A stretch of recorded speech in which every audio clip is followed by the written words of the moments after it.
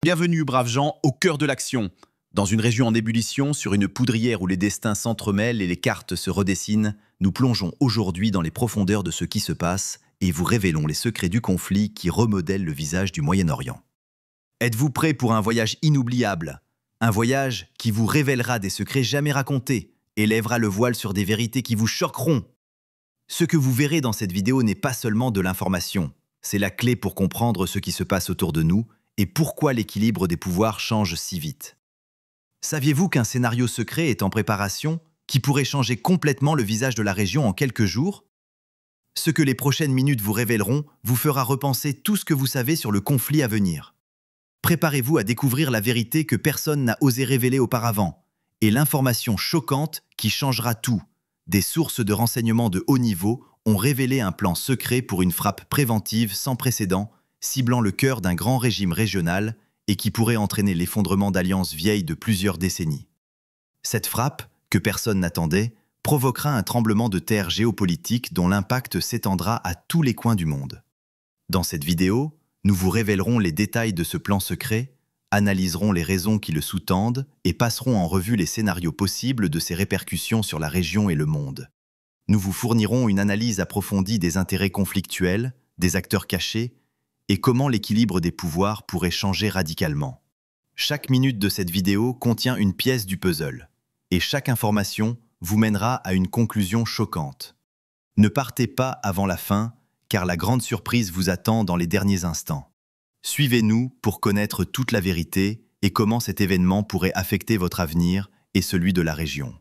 Avant de commencer, n'oubliez pas de vous abonner à la chaîne, d'activer la cloche de notification pour recevoir toutes les nouveautés, de partager ce contenu avec ceux qui sont intéressés et de nous laisser un like pour nous soutenir dans la production de contenus plus utiles et passionnants. Bonjour et bienvenue. Aujourd'hui, on fait un plongeon dans la situation très tendue au Moyen-Orient. Bonjour.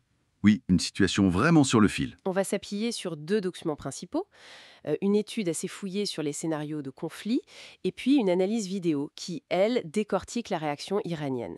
L'idée, c'est vraiment d'extraire le jus de ces analyses pour comprendre ce qui se joue et les risques, quoi. C'est ça. Les sources qu'on a, elles montrent bien une région à un point critique. On sent que les dernières frappes, la rhétorique, tout ça, ça a monté d'un cran, vraiment. Alors, commençons peut-être par l'étude. Elle parle d'une opération israélienne d'ampleur contre l'Iran. Lion ascendant, c'est ça? Oui, c'est le nom donné. L'étude décrit une action massive. Plus de 200 avions. Ils auraient visé des sites nucléaires, des usines de missiles. C'est du lourd. Il y a même mention de pertes humaines importantes côté iranien. L'étude évoque Hossein Salami, le chef des gardiens de la Révolution. Oui, c'est mentionné comme une possibilité, une perte très significative si c'était avéré. Bon, ça reste à confirmer bien sûr, mais l'étude pose cette hypothèse. Et en face, la réaction iranienne. L'analyse vidéo parle de réveil stratégique. C'est intéressant comme terme. Oui, réveil stratégique. En gros, malgré les coups durs et légers, Téhéran aurait montré qu'il pouvait toucher précisément en Israël. Ministère, PAS, centre financier. C'est ce que la vidéo suggère. Donc un changement de doctrine en quelque sorte. Fini la retenue. C'est ce que l'analyse vidéo avance, oui. Une politique de riposte beaucoup plus directe, beaucoup plus assumée. Bon, ça dessine une escalade potentielle, clairement. D'ailleurs, l'agence Farse, citée dans un des documents, elle va plus loin. Elle parle d'une menace iranienne d'élargir le conflit. Ça veut dire quoi, concrètement, d'après ces sources? Mais l'étude pointe très clairement du doigt les bases américaines dans la région.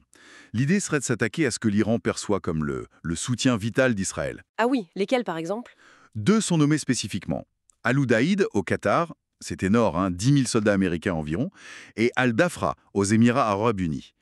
L'objectif serait, selon l'analyse, de neutraliser ce soutien, ou en tout cas de le gêner sérieusement.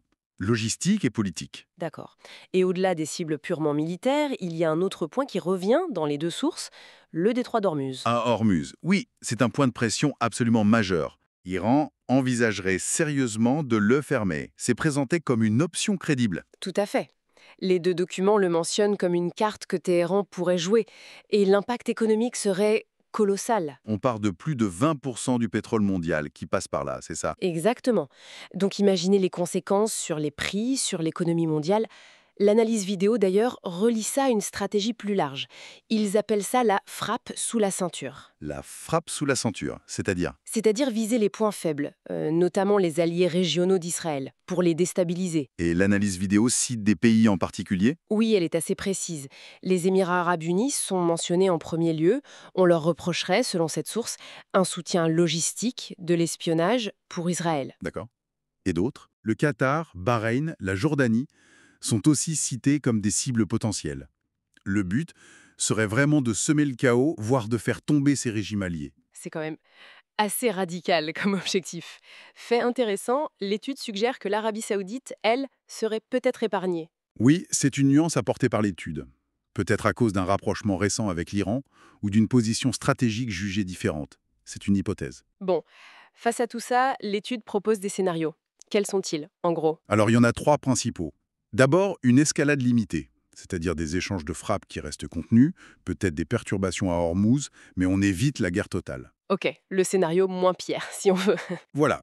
Ensuite, le scénario noir, la guerre régionale totale. Et là, les conséquences décrites sont Effrayante. effondrement économique, crise humanitaire majeure, une intervention internationale qui deviendrait quasi inévitable et potentiellement la chute de certains régimes de la région. Ça fait froid dans le dos. Et la troisième voie? La désescalade diplomatique. L'étude la présente comme très difficile à atteindre, vu les tensions actuelles, mais évidemment nécessaire.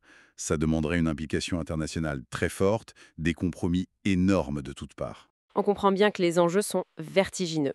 Économique, avec le pétrole, le commerce, mais aussi humain, bien sûr. Absolument. Les pertes humaines, la course aux armements que ça pourrait relancer, la reconfiguration des équilibres, c'est énorme. Donc si on résume ce qui ressort de ces documents, c'est une situation ultra volatile. Le risque d'un engrenage avec des conséquences mondiales, il est bien réel, selon ces analyses. Tout à fait. C'est très clair. Et ça nous amène à une question de fond, je crois, qui est soulevée par la gravité de ces scénarios.